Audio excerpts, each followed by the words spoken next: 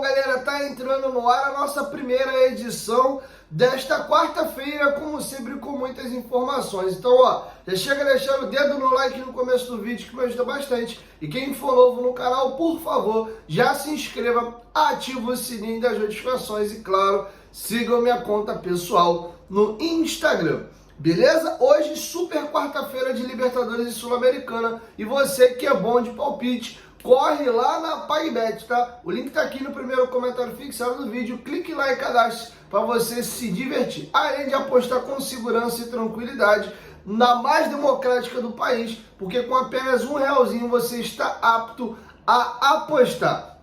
Beleza? Além disso, nossas transferências são feitas através de Pix. E não à toa o nosso bordão é acertou, tá pago, via a agilidade das nossas transferências. Atendimento 24 horas por dia, cadastro simples e desburocratizado. Além disso, você tem o famoso jogo do Aviator, o jogo do aviãozinho, que é uma modalidade de apostas diferente para você se divertir. PagBet, parceira do canal Futebolaço, o link tá aqui no primeiro comentário fixado do vídeo. Tem muito jogo interessante hoje, corre lá para fazer tua fezinha, beleza? Dito isso, vamos agora para as informações. Primeiro, vamos aqui a algumas informações curtinhas. O volante de Luca foi apresentado de maneira oficial no Ceará. O jogador assinou contrato até dezembro de 2024 por empréstimo, que ele tem contrato com o Vasco até dezembro de 2025, tá bom? Tá feito aí o registro da situação do Di Luca.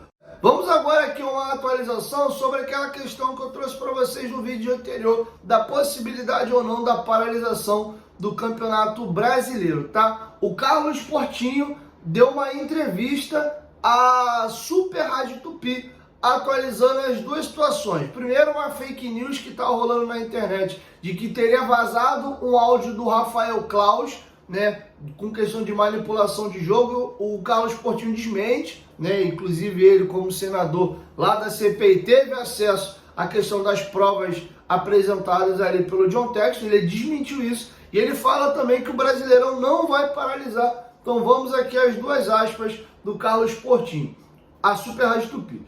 O áudio que foi apresentado de um árbitro que manipulou a partida teria sido do Claus?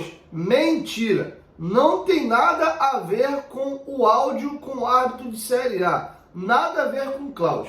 A gente tem que preservar as pessoas, preservar o campeonato. O que a gente quer saber é se os instrumentos vão funcionar ou estão funcionando, e quando não funcionaram, se houve erro. O erro pode ser erro ou manipulação. E nenhuma das provas dos indícios que foram apresentados levam ainda a crer que foi erro para manipulação. Pode ter sido apenas erro, então assim, estão botando palavras onde ninguém falou em momento algum. E sobre a possibilidade de paralisação, ele disse o seguinte: eu recebi uma notícia que falava que os árbitros queriam a paralisação depois da CPI, mas se ler o texto, era porque as árbitras mulheres estão com salários atrasados, com pagamento atrasado, e porque estão com problema lá com a condição de arbitragem. Era isso, nada de CPI. O cara botou uma manchete para chamar a atenção, mas não tem nada disso, cara. Pô, o árbitro, você sabe, toda hora está lá no STJD respondendo, isso é normal. Ninguém é culpado não, todo mundo em princípio é inocente. A gente tem que levar em consideração isso, tá bom? Então o Carlos Portinho respondeu sobre essa questão da possibilidade de paralisação do Campeonato Brasileiro. Beleza? Vamos virar a chave agora e vamos trazer dois depoimentos. Trouxe para vocês ontem a questão aí da proibição do Zé Comé de continuar tocando as obras da sede náutica da Lagoa, e dois players políticos saíram em defesa do Zé Comé. O primeiro foi o ex-presidente do Vasco, Jorge Salgado, que inclusive era quem autorizava o Zé Comé a fazer as obras na sede náutica da Lagoa. Aspas aqui de um tweet feito pelo Jorge Salgado: minha total solidariedade e agradecimento ao Zé Comé por tudo que vinha fazendo junto com a torcida na sede da Lagoa. Foi censurado?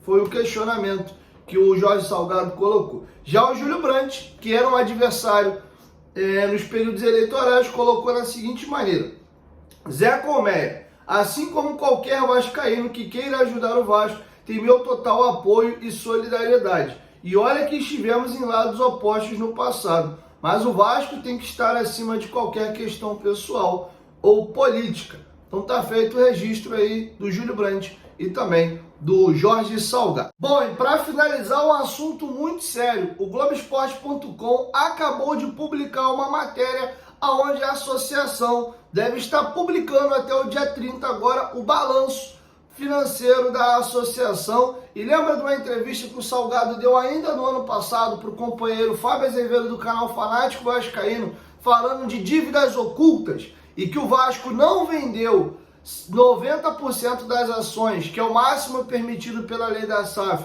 por questão de dívidas que estavam sendo julgadas e tramitadas ainda, e isso poderia estourar mais à frente. Por isso, o Vasco resguardou um pouco mais de ações. Pois bem, parece que essa dívida vai estourar agora no balanço que a associação vai divulgar até o dia 30. E aí existe a possibilidade da associação perder mais 20% das suas ações e, ao invés de ter 30%, ficar só com 10%, que é o mínimo garantido e obrigado pela lei. Você não pode ter menos que 10%, que é o que te garante a questão da manutenção dos uniformes, não trocar o nome do clube e etc, tá? Vamos aqui à matéria do GE, tá bem curtinha, e eu vou lê-la na íntegra para evitar tirar alguma coisa aqui de contexto, beleza? Vamos lá. O presidente do Vasco, Pedrinho, prepara a divulgação nos próximos dias do balanço financeiro de 2023 do clube. O limite é terça que vem, dia 30 de abril. As demonstrações financeiras de 2023 do associativo apontam aumento da dívida saindo da casa de 25 para 200 milhões.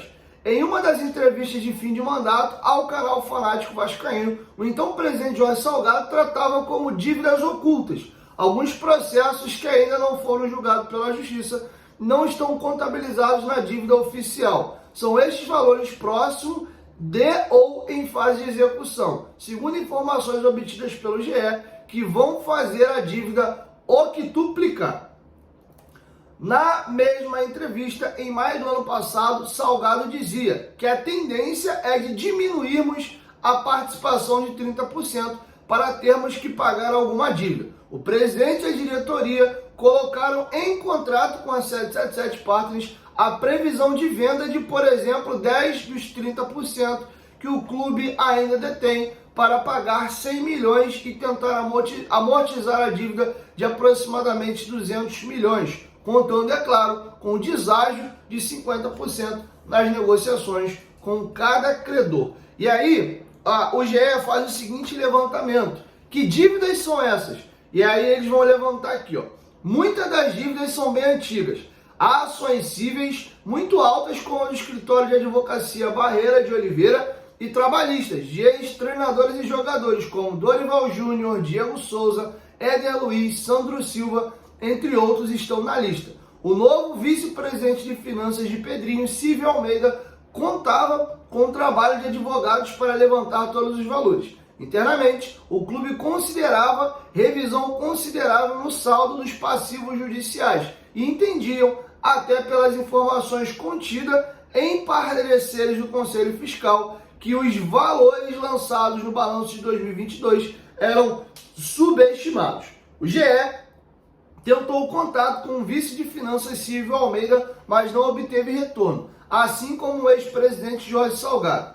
O contrato com a 777 prevê possível emissão de debêntures convertíveis em ações para o pagamento de dívidas, mas dificilmente será encampada pela nova diretoria do Pedrinho. Ainda antes da posse de Pedrinho, em janeiro, a relação era pouco amistosa com a SAF do Vasco e também com a sede americana da 777. Recentemente, houve a primeira reunião presencial em clima pouco harmonioso. Existem movimentos ainda embrionários para realizar movimento oposto, ou seja, comprar de volta a participação acionária no futebol do clube. Eu falei isso para vocês aqui nos últimos dias aqui no canal. Beleza? Vamos agora aqui levar para a parte final aqui da matéria. Conta corrente da divergência. E aqui a gente encerra. Outro ponto de divergência com a SAF vascaína é um assunto no qual não houve entendimento nem mesmo com a gestão Salgado, com quem a 777 tinha relação mais próxima. As informações que a nova diretoria do Vasco obteve são de que o clube deve 25 milhões na conta corrente criada entre Vasco da Gama SAF e Vasco da Gama CRVG. O tema é importante também, porque existe outra previsão contratual entre Vasco e 777 de possível diminuição societária do clube na participação do futebol. A conta corrente foi criada para tratar de quitação de dívida dos dois lados, ou seja, se uma dívida da Vasco SAF fosse paga pelo Vasco Associativo, entraria nessa conta ou o inverso. E aqui tem uma aspas. Ficou previsto que se essa conta ultrapassar determinado valor, que é cerca de 20 milhões, a Vasco da Gama SAF poderia, por exemplo, requerer a compra ou pagamento disso através das ações, comentou Fábio Ganimi ao GE, após reunião do Conselho Deliberativo no ano passado. Nesta quinta-feira, de noite, a sede da Lagoa recebe uma nova reunião do Conselho Deliberativo. O tema não está em pauta. No ano passado, a gestão Salgado aprovou as contas do balanço de 2022, apesar de parecer de reprovação do Conselho Fiscal. A conta corrente é um assunto que esquenta os debates dentro do clube. Já houve sugestões de levar o caso para a Câmara de Arbitragem Independente, mas ainda não houve avanços. É provável, inclusive, que o balanço do clube não coloque os cerca de 25 milhões contabilizados nas demonstrações financeiras, pois espera contestar e discutir o assunto com a SAF mais uma vez. Beleza? Então tá feito o registro, o clima realmente é ruim e existe a possibilidade da associação, pelo contrato feito, perder ainda mais ações para diluir essa tal dívida oculta que está deixando de ser oculta agora nesse momento, tá bom? Sendo que a matéria deixa bem claro que o Pedrinho não vai querer encampar essa situação, ou seja, ele não está disposto a entregar mais ações para 777. Aí o questionamento é, e aí, como é que paga a dívida então, já que a associação tem recursos limitados? Enfim, cena dos próximos capítulos, a gente vai ter que aguardar, beleza? Quero te ouvir, deixa a sua opinião aqui embaixo nos comentários. Estou partindo agora para São Januário, para poder participar da entrevista do nosso mais novo volante, Hugo Moura, lá em São Januário, beleza? Então é isso, 1, 2, 3, futebolaço, tamo junto família, qualquer momento de volta mais, tamo junto, valeu, fui!